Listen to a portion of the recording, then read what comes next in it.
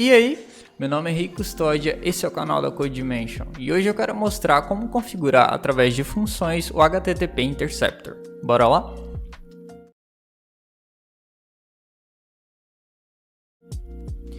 Aqui eu tenho um projeto criado com Angular 16, onde eu estou consumindo basicamente essa API aqui, que é uma API de mock, né? Diz um placeholder, onde ele traz alguns posts. Estou paginando para ter apenas 10 posts. E ele está listando aqui certinho, de forma bem simples, só os títulos de cada post. A grande jogada que eu quero mostrar é como a gente configura através de funções o HTTP Interceptor. Anteriormente, né, a forma clássica de usar os interceptors é através de classes, né? E a gente registrava essas classes através de injection tokens. Então basicamente era dessa forma. E aí passava a classe aqui. Quando o HTTP client fosse rodar e tudo mais, ele identificava, chamava esse método e normal, né? Acontecia a interceptação. Aqui nessa classe que basicamente eu só estou logando cada requisição que acontece. Então basicamente isso daqui é o que essa linha está printando. Então isso está printando aqui a URL, o get e o body. No caso eu estou fazendo uma requisição get aqui, então não tem body, né? Por isso que está null aqui. Ó. Feito. Aqui na linha de baixo eu estou criando um interceptor em forma de função. Essa é a nova adição que o Angular teve. Então basicamente a gente consegue usar a mesma funcionalidade de interceptação, só que de uma forma muito mais direta, sem precisar de todo aquele boilerplate que a gente tem com classe, né? Que é implementar isso daqui, a interface, usar classe, enfim, é bastante código, né? Inclusive usar um injectable aqui, tem que tornar tudo um service e tudo mais. Dessa forma aqui com função fica mais simples, fica mais direto. Vou até expandir um pouco aqui. Fica muito mais simples assim. Basicamente a gente só tem um parâmetro aqui, requisição, que não mudou nada, inclusive da assinatura aqui do método. Mas algumas coisas ficaram mais diretas. Por exemplo, o next aqui. Antes o next era um HTTP handler, a gente tinha que chamar o handle aqui. Com essa função aqui, HTTP handler function, essa interface, né? Então basicamente ele só é uma função em si. Nessa função a gente só chama diretamente e aí ele já vai retornar basicamente a mesma coisa, um observable com um HTTP event para continuar funcionando com os mirrors, né? Lembrando que isso daqui através de interceptor, através de função, não é uma break change.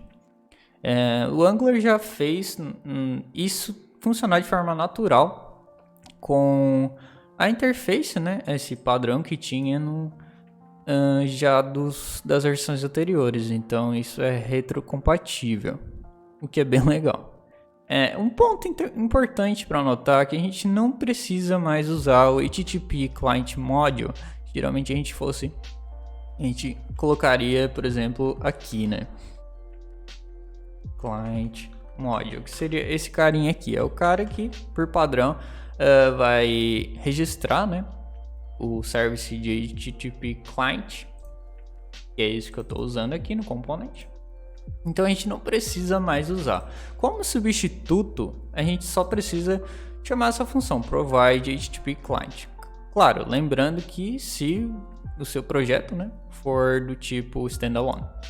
Se não for, se for do jeito clássico, claro, tem que chamar isso aqui ainda. Lembrando que todo esse projeto aqui é criado com o padrão Standalone Components. Então, no caso, o uso dessas funções aqui é tudo usando já Standalone.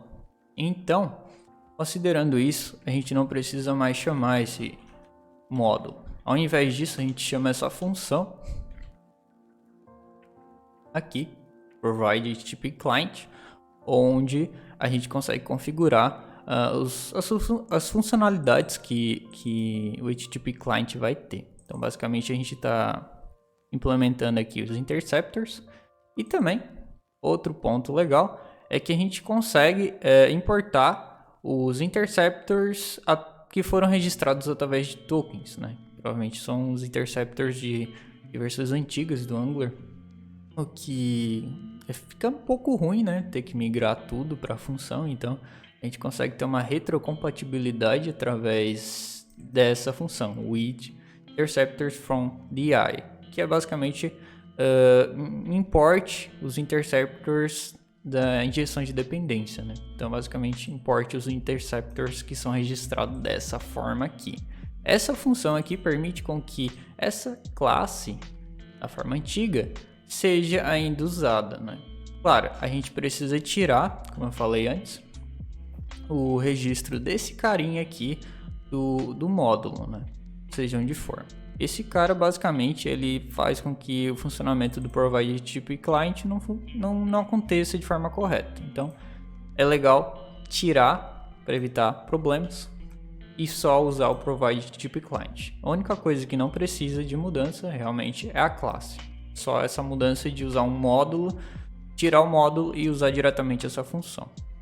Então, com essa função aqui, a gente consegue manter a forma antiga e também escrever novos interceptors através de funções diretamente. Então a gente consegue evoluir, né, de forma mais funcional o projeto e continuar mantendo as versões antigas sem precisar de uma migração imediata, né?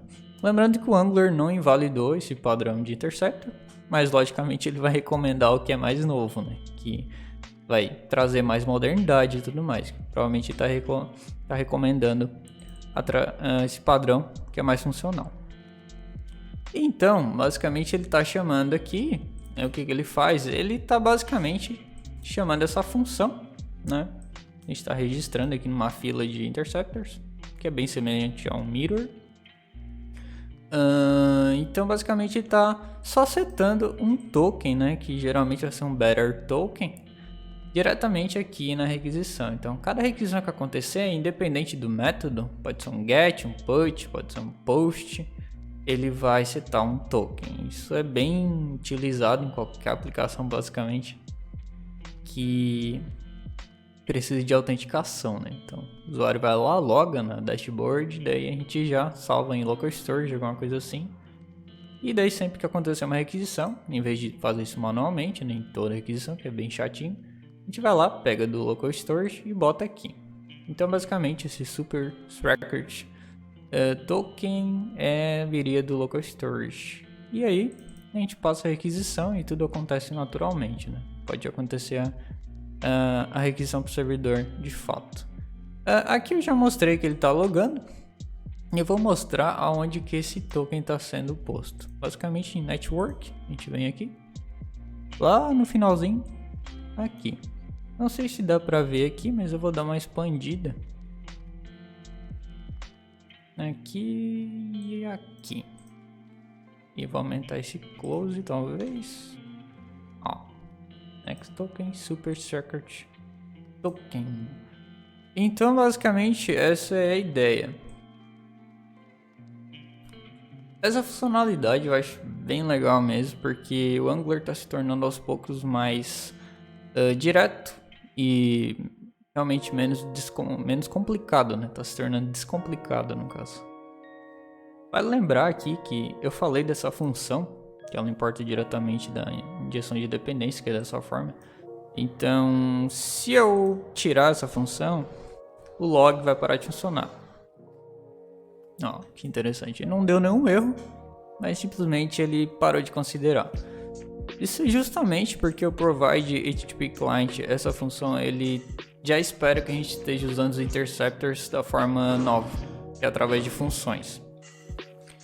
Então, vale muito a pena a gente sempre prestar atenção e entender como essa função funciona. Porque a gente consegue realmente reutilizar o que já existe e evoluir através da nova interface. Descomentei aqui, salvei e voltou a funcionar. O vídeo de hoje é sobre isso. Se você gostou, dá um like, se inscreve no canal e tamo junto. Até mais.